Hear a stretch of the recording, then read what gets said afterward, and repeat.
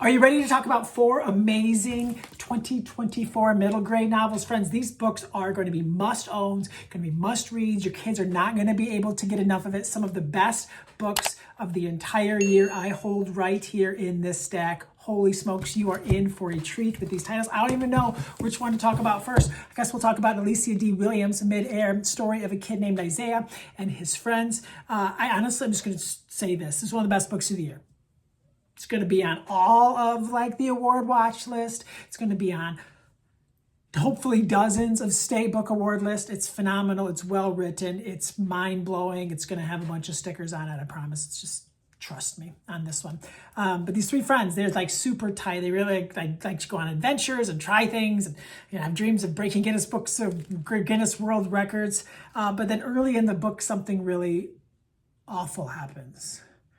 And I don't want to ruin anything, but somebody dies and it's shocking and awful.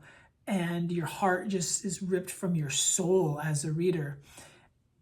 And then watching Isaiah try to put the pieces back together and watching as his friendships aren't the same and as everyone's kind of struggling in their own way. Eventually he goes on a trip south to spend some time with his aunt and uncle for summer.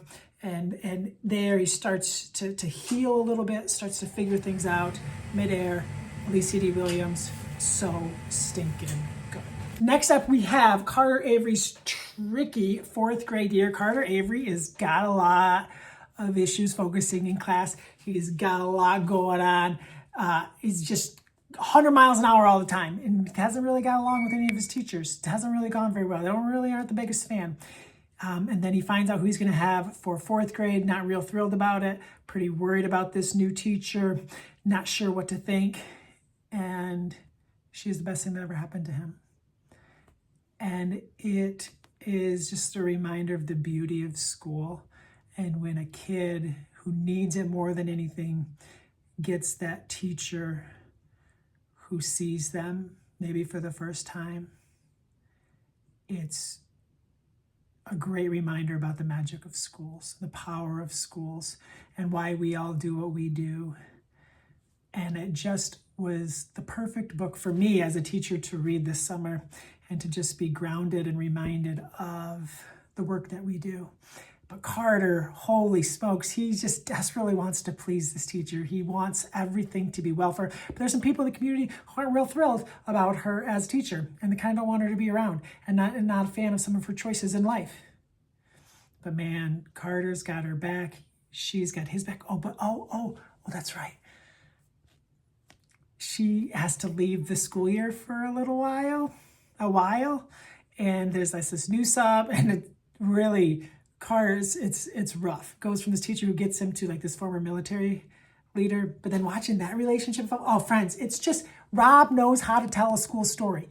Rob is a school story master. Check out Carter Avery's tricky 4th grade year. You won't regret it. It's absolutely fantastic. Next up, On a Wing and a Tear by Cynthia Leidick Smith. I loved this book so much. Story of Ray and Mel. They are from different indigenous tribes, but they're living together in a home. Mel's mom is a professor at a university, and Ray lives with his grandpa. So they live in the grandpa's house. They live together, and then Mel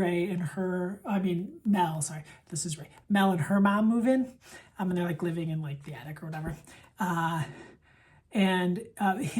Ray's parents died right when he was born. So he's been living with his grandpa this whole time. So there's this story of that family, these families coming together and living together. And they're just it's great. It's a great situation for everyone. But there's also this bat who is a great-grandfather bat, who was great. Yeah, who was this legendary player in this animals versus birds game, legendary baseball game. And but there's going to be a rematch of this game. But great-grandfather bat has to go south. The book starts in Illinois, and they go something on this road trip with also the squirrel.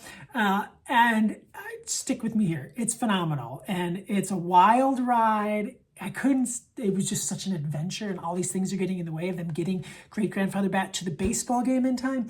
And whew, I loved it. I loved every single second of it. I just wanted to talk to kids about it. So I'm going to talk to you about it now. I want to go back to school and talk to kids about it. Phenomenal on a wing and a tan. I loved it. Abby Cooper, True Colors. I actually don't know if I've talked about this in one of my favorite middle grade videos of the year yet, but I just want to talk about it again because I just could not get enough of this book. It takes place in a town of serenity where everyone gets along. No one is upset with anyone.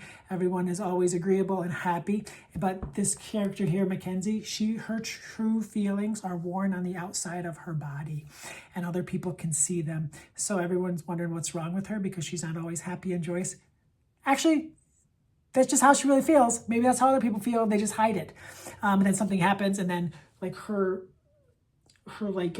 color, her haze, like goes into other people, and then everyone's like, whoa, look how everyone, it's feeling. It's phenomenal. I think Abby Cooper's books are the easiest books to book talk to kids. That magical realism, kids just can't get enough of it. She's phenomenal. This book is phenomenal. Such an easy sell to readers. One thing that I love about Abby Cooper's books, if you get a kid to read Sticks and Stones, Friend or Fiction, or Bubbles, then they'll want to read all of her books. They're phenomenal. So I hope you found one book to add your to-read list. I'll put a link in the description of this video to all of my my favorite book list of the year, and these books will be on, and I'll add to it throughout the year. But hopefully you found something awesome to add to your to-read list. Thank you so much for tuning in. My name is Colby Sharp.